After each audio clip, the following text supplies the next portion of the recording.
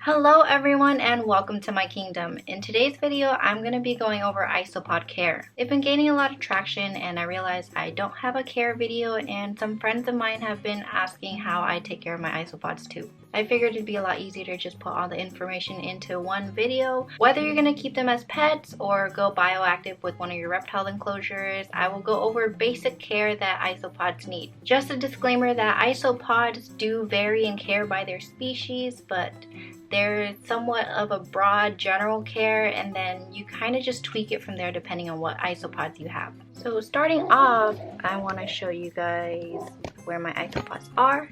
They are all in the bins on top of my gecko rack, and I take care of them about once every week to once every other week depending on what season it is and how the temperature is. So enclosure wise, if you're keeping them as pets, most keepers find that the easiest way to keep them is in bins. Normally when you get one or two, it doesn't stay that way, and bins are the easiest way to keep a good amount of them while still providing the proper and best enclosure. If you are going bioactive, then they will simply just go into your reptiles enclosure or whatever enclosure you're keeping them in. This is just an example of one of mine. Some people prefer shoe boxes, but I feel some species outgrow shoe boxes and even these bins. It's always better to go bigger unless you're starting off with a smaller number of them. So I got these from IKEA. It comes with a lid. The lid and the bin are sold separately. Unfortunately, the lids don't actually lock on, but it works for me.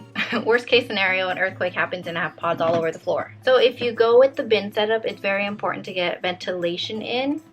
I drilled 1-inch holes and put these vents in. It's vented and it also has a mesh in the back, and I have them on both sides on this one, and on my smaller ones I only have one. You could also just poke or drill holes in. I would just recommend to do them higher up so the pods can't escape from them. Here's an example of one of my smaller enclosures. I only have the vent on one side and it is around this size.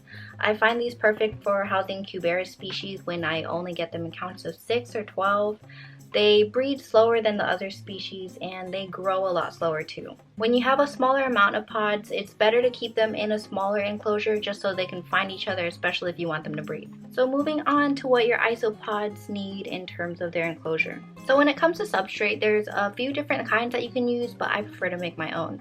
Some people find it easier to just buy one online so they don't have to worry about getting all the ingredients and mixing it properly. As a base, I like to use organic topsoil. Some people don't like topsoil because they'll say it compacts, but it works for me and it's what I'm going to stick with. So into the soil itself, I like to mix sphagnum moss and a calcium source. You can either add like actual calcium powder, like the ones you give to reptiles, broken up eggshells, or you can also add actual garden lime. This helps with Cubaris species. They do prefer higher calcium content. And I also like to add these. I'll get one up for you guys. But they're limestone rocks. So some people say limestone rocks are a necessity for Cubaris. I wouldn't know 100% just because I've never raised them without it. But these are the ones I use. And here is the brand. It's the Little Rocks by Two Little Fishies. They also like to burrow in all the crevices, but I think any of the white rocks that you find that can go inside saltwater tanks should be the same. It's very light and porous too.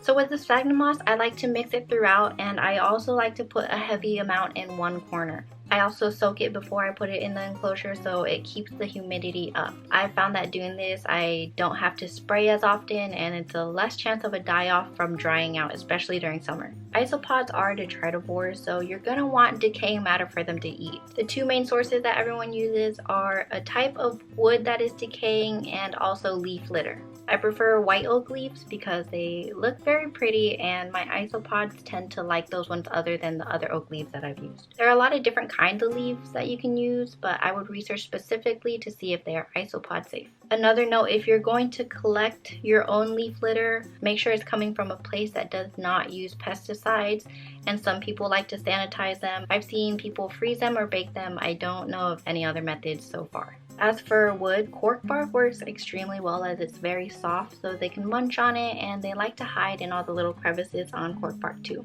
So here's a setup of one of my larger enclosures. It's pretty much the same, just in a bigger bin. Again, a good amount of sphagnum moss, leaf litter, cork. How I mentioned they're detritivores.